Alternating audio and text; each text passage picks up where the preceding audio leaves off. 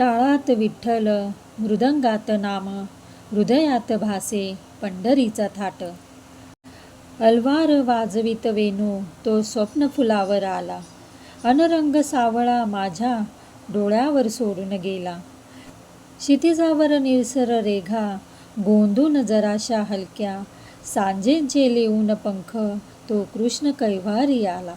पांडुरंग हरी वासुदेव हरी, बोलावा विठ्ठल पहावा विठ्ठल. हाय, हॅलो, नमस्कार. कशा आहात तुम्ही सर्वजण? मस्त आहात ना? आय होप तुम्ही मस्तच असाल. तुम्हाला आजचा दिवस छान मस्त आनंदाचा आणि छान आरोग्यदायी जाऊ देत आणि तुमच्या मनातल्या सगळ्या इच्छा पूर्ण होऊ देत, हीच मी ईश्वरीचरणी प्रार्थना करते आणि आपल्या व्हिडिओला सुरुवात करते. तर हा व्हिडिओ आहे तो कालचा आहे आणि काल आषाढी एकादशीचा दिवस होता आणि छान पवित्र दिवस हा आषाढी एकादशी. प्रत्येक वर्षी येणारी ही एकादशी विठ्ठल भक्तांसाठी अत्यंत पवित्र दिवस मानला जातो. लाखो वारकरी पायी चालत पंढरपुरामध्ये विठोबाचे दर्शनासाठी गर्दी करतात. हातात टाळ मृदुंग, मुखात विठोबांचे नाव, ज्ञानोबा माऊली तुकाराम यांच्या गजरात त्यांचा जल्लोष होतो. या दिवशी पुंडलिकांच्या भक्तीमुळे पंढरपुरामध्ये विठोबा प्रकट झाले होते. तर आपल्याला आता विठ्ठलाचा अभिषेक करायचा आहे. तर हे ना हळदीचं पाणी, कुंकूचं पाणी किंवा अष्टगंधाचं पाणीसुद्धा घेऊ शकता. दूध घेतले, पाणी घेतले किंवा तुम्ही पंचामृतसुद्धा घेऊ शकता. दही, दूध, गोमूत्र, साखर, मध हे टाकून पंचामृत केलं जातं. तर त्याचंसुद्धा आपण अभिषेक करू शकतो. तर आता मी हे सगळं साहित्य घेऊनच बसले. आता आपण चला अभिषेक करू. कुठलीही पूजा करायची असेल किंवा शुभ कार्य असेल तर सुरुवातीला आपण दिवा प्रज्वलित करून घ्यायचा असतो. तर आता मी दिवा लावून घेते. तर दिवाच्या आधी ना खाली हळदी, कुंकू आणि अक्षता टाकून त्याच्यावर मी दिवा ठेवलेला आहे किंवा पंती. तर तुम्ही असं विड्याचं पान ठेवून सुद्धा दिवा ठेवू शकता आणि त्याच्यावर आपण दिवा प्रज्वलित करून घेऊ शकतो. सर्वात आधी ना पाण्याचा अभिषेक करायचा असतो. तर पाण्याचा अभिषेक करून घेते. त्याच्यानंतर दुधाचा अभिषेक करायचा असतो आणि त्याच्यानंतर हळदीचं पाणी जे त्याचं पाण्याचं अभिषेक करू शकतो किंवा अष्टगंध पाणी टाकूनसुद्धा त्याचा अभिषेक करू शकतो किंवा नुसतंच पंचामृतने अभिषेक केला ना तरीसुद्धा चालतो. तर आता मी सर्व अभिषेक करून घेते.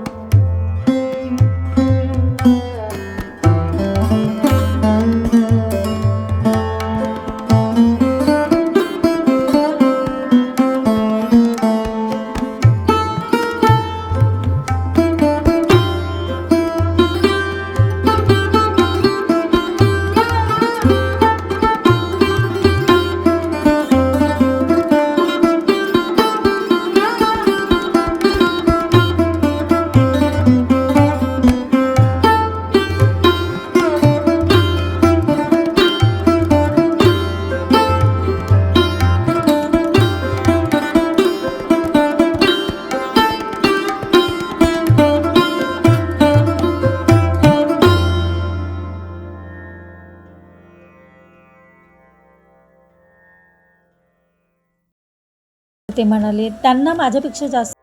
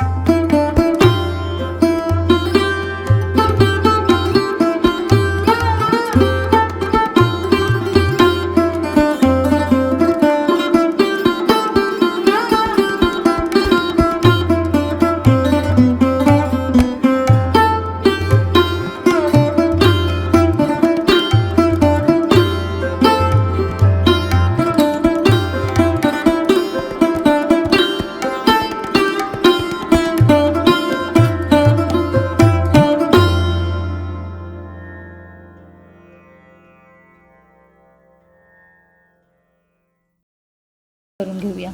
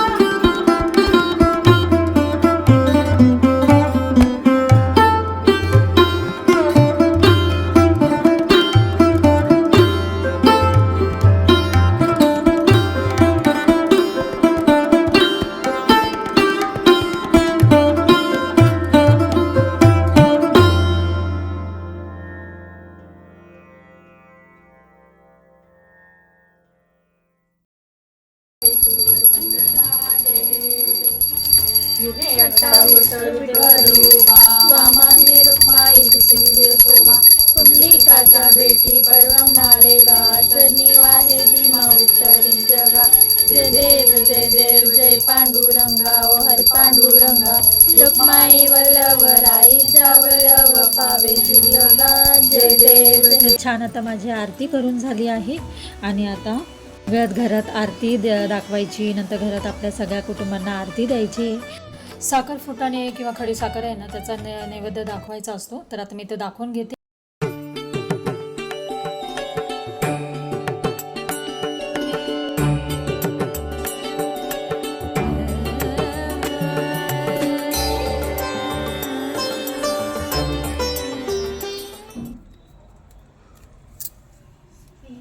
तर सर्वांना आषाढी एकादशीच्या मंगलमय शुभेच्छा. पूजा छान माझी झाली. मनसोक्त अशी पूजा मी केली, तुम्ही बघितलं. आणि तर सगळं काही पूजा करता करता तुमच्या बरोबर सुद्धा शेअर केलं आहे. साबुदाण्याची खिचडी आपल्याला नेहमीच करून कंटाळा येतो. तर आता मी साबुदाण्याची खिचडी करणार होते, पण राजगिऱ्याचे पीठ होतं माझ्याकडे. आणि राजगिऱ्याच्या पिठाच्या पुऱ्या आणि बटाट्याची भाजी खूप सुंदर छान लागते. तर आता मी ते बनवणार आहे. आणि चला तर बटाटे शिजायला घालते.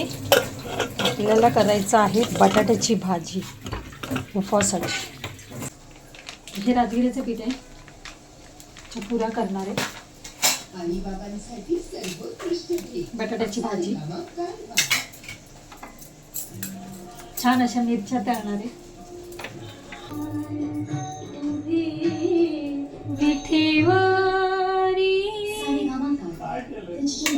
सुंदर ते ध्यान उभे विठेवारी.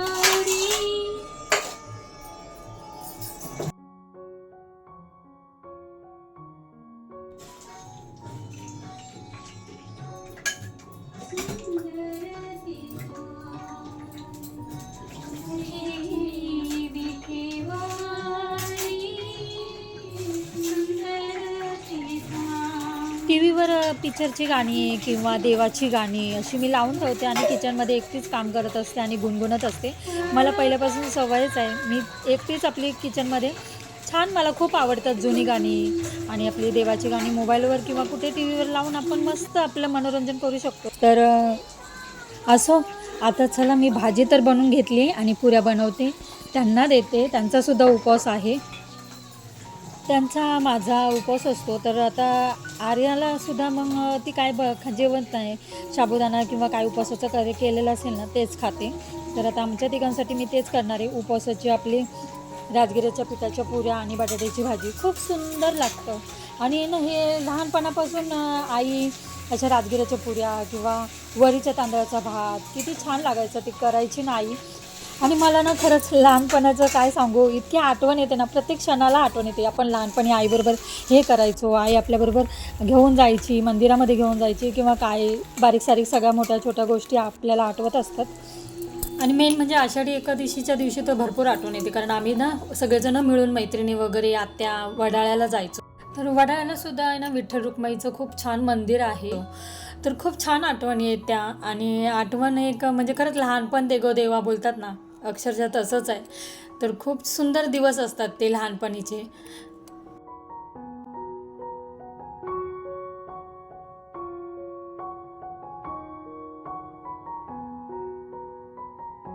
तर आता आपल्या ह्या सगळ्या पुऱ्या करून झालेल्या आहे आणि देवाला आता नैवेद्य दाखवून घेऊया.